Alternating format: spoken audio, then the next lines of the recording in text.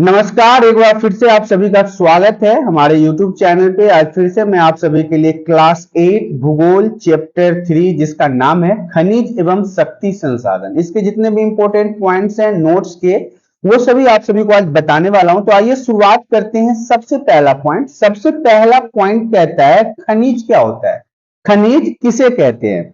देखिए, प्राकृतिक रूप से अर्थात नेचुरल जो ऊपर से आपको वातावरण या प्रकृति के रूप में पाया जाता है या फिर उनसे प्राप्त होता है, इन सभी पदार्थ जिनका एक निश्चित रासायनिक संगठन होता है उसे हम खनिज कहते हैं। अगला पॉइंट हमारा कहता है अयस्क किसे कहते हैं। देखिए, अयस्क क्या होता है, हर खनिज से जरूरी जो मतलब इंपॉर्टेंट पदार्थ होता है उसे निकालने में लाभ नहीं होता है। जिस खनिज से किसी जरूरी संसाधन को फायदेमंद तरीके से निकाला जा सकता है उसे अयस्क कहते हैं। अपने फायदे के लिए यदि हम किसी खनिज से पदार्थ को निकालते हैं तो उसे आप अयस्क कह सकते हैं। लगभग 28,000 खनिजों की जानकारी आज हमारे पास है।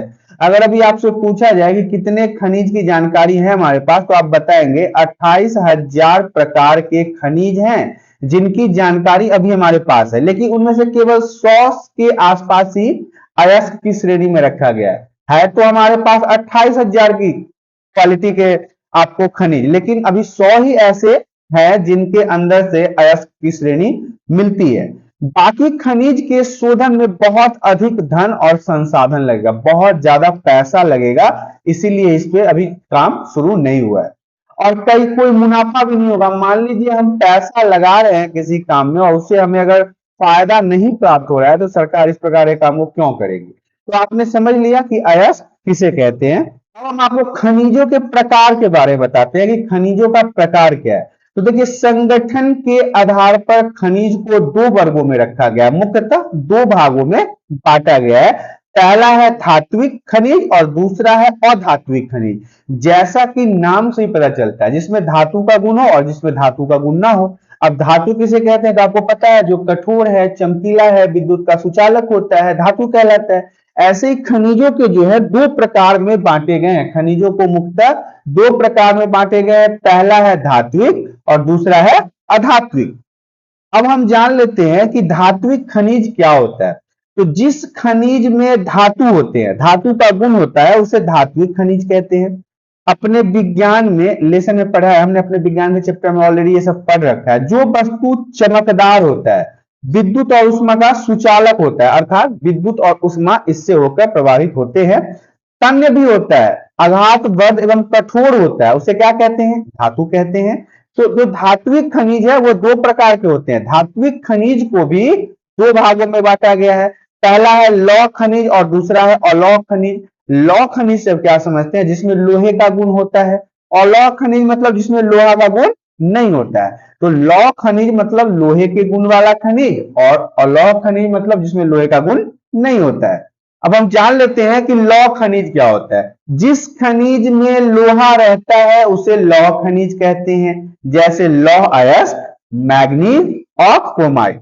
अलौह खनिज किसे कहते हैं, जिसमें लोहा नहीं होता है। सिंपल सा है, जिसमें लोहा होता है वो लौह खनिज होगा और जिसमें लोहा नहीं होता है वो अलौह खनिज होगा, उसे अलौह खनिज कहते हैं। जैसे बॉक्साइड हो गया, टीन हो गया, तांबा हो गया, सोना हो गया, चांदी इत्यादि अलौह खनिज की श्रेणी के अंदर आते हैं।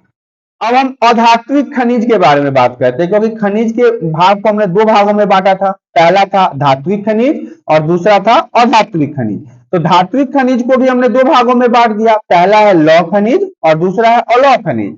अब हम अधात्विक खनिज के बारे में जान लेते हैं, जिस खनिज में धातु नहीं होते। समझिएगा ध्यान से कि अधात्विक खनिज किसे कहते हैं, तो जिस खनिज में धातु नहीं होते हैं उसे अधात्विक खनिज कहते हैं। उदाहरण के लिए चूना पत्थर हो गया, अभ्रक हो गया, कोयला हो गया, पेट्रोलियम हो गया, क्योंकि इसमें खनिज नहीं पाए जाते हैं। अच्छा, खनिजों के निष्कर्षण को भी समझ लेते हैं। खनिजों के कई तरीकों से निष्कर्षित किया जाता है, जिनके बारे में आपको आगे बताया गया है। पहला तो है खनन, मतलब खोद के, कहीं पे गड्ढा वगैरह खोद के अगर हम किसी प्रकार के खनिज को निकाल लेते हैं तो उसे खनन कहते हैं।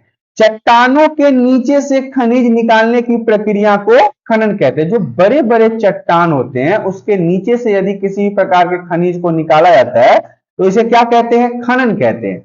खनन के भी दो तरीके होते हैं, एक है विवृत खनन और दूसरा है कूपक खनन। यहाँ पे पहला है विवृत खनन और दूसरा है कूपक खनन। तो पहला जो इसका कहता है विवृत खनन, उसे क्या किसे कहते हैं? तो देखिए, कम गहराई में, मतलब जो ज्यादा गहरा नहीं हो, थोड़ा सा खोदने के बाद उसे खनिज निकाला जा सके, उसे विवृत खनिज कहा जाता है। कम गहराई में पाए जाने वाले खनिज को निकालने के लिए ऊपरी सतह हटाई जाती है और इस विधि को क्या कहते हैं? विवृत खनिज या ओपन कास्ट माइनिंग कहते हैं। माइनिंग का मतलब होता है हिंदी में खनन करना। अगला पॉइंट है कूपक खनन किसे कहते हैं? तो अधिक गहराई में, मतलब बहुत गहरा अगर खुदाई करने के बाद किसी प्रकार एक खनिज को निकाला जाता है तो उसे कूपक खनन कहते हैं। अधिक गहराई में पाए जाने वाले खनिज को निकालने के लिए गहरे कुएं खोदे जाते हैं। इस विधि को कूपक खनन के नाम से जाना जाता है। प्रवेधन क्या है? तो अब देखिए, प्रवेधन भी एग्जाम में पूछा जाता है, 1 नंबर 2 नंबर में, इसे भी जान लीजिए। पेट्रोलियम और प्राकृतिक गैस निकालने के लिए बहुत गहराई तक कुआं खोदा जाता है। ये पेट्रोलियम निकलता है या प्राकृतिक गैस निकलता है, इसे निकालने के लिए जमीन के नीचे से या चट्टान के नीचे से बहुत गहरी खुदाई करनी होती है। इस विधि को प्रवेधन कहते हैं। यह कूपक खनन का ही एक रूप है, क्योंकि कूपक खनन में भी तो गहरा होने के बाद बहुत कुएं जैसा खुदाई होता है। तो प्रवेधन और कूपक खनन लगभग लगभग सेम होते हैं। आखनन क्या होता है? कुछ खनिज चट्टानों की सतह पे रहते हैं, मतलब अब कुछ खनिज जो है वो चट्टान के ऊपरी हिस्से पे ही पाया जाता है। इसके लिए निकालने के लिए क्या करना होता है? ऊपर की सतह को खुदाई करना पड़ता है, ऊपर की सतह को खरोद के निकाल लेते हैं। इस विधि को आखनन कहते हैं। खनिजों के वितरण के बारे में जान लेते हैं। धात्विक खनिज अक्सर आग्नेय और कायांतरित शैलों में पाए जाते हैं और विशाल पठार का निर्माण करते हैं। अधात्विक खनिज अक्सर कायांतरित शैलों में पाए जाते हैं और मैदानों और नवीन पर्वत, मतलब जो नए नए पर्वत का निर्माण हो रहा है उसमें पाए जाते हैं। खनिजों के वितरण के बारे में आपको आगे की ओर बताया गया है। सबसे आगे है तापीय ऊर्जा। यह बहुतायत में पाया जाने वाला जीवाश्म ईंधन है, बहुत ज्यादा पाया जाता है हमारे वातावरण में। इसका उपयोग हम कैसे करते हैं? तो घरेलू ईंधन, घर में जो हम एलपीजी सिलेंडर वगैरह का इस्तेमाल करते हैं उसके अंदर ये पाया जाता है। उद्योग जैसे लोहा, इस्पात, वाष्प इंजन और विद्युत उत्पन्न करने की प्रक्रिया में तापीय ऊर्जा का उपयोग होता है। कोयले से प्राप्त विद्युत को तापीय ऊर्जा कहा जाता है। जो कोयले से हमें प्राप्त होता है ऊर्जा, जिससे बिजली बनाया जाता है, या घर में भी ईंधन के रूप में होता है, या और भी बहुत सारे बड़े बड़े कंपनी और फैक्ट्रियों में इसका उपयोग होता है, इसे हम तापीय ऊर्जा के नाम से जानते हैं। अब हम काला सोना के बारे में बात कर लेते हैं, जहां अपरिष्कृत पेट्रोलियम के प्रक्रम में विभिन्न तरह के उत्पाद जैसे डीजल, पेट्रोल, मिट्टी का तेल, मोम, प्लास्टिक और स्नेहक तैयार किया जाता है। इसे समझिएगा, काला सोना कहने का मतलब क्या है? जब हम पेट्रोलियम को अपरिष्कृत करते हैं तो इससे अलग अलग पदार्थों का निर्माण होता है।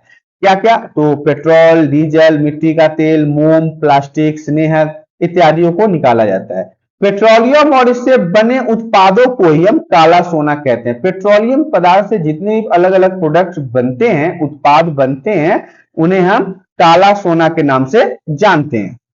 इस प्रकार से आपने देखा क्लास 8 जियोग्राफी भूगोल चैप्टर 3, जिसका नाम था खनिज और शक्ति संसाधन, के जितने भी इंपॉर्टेंट पॉइंट थे नोट्स के, वो सभी यहाँ पे समाप्त हो गए।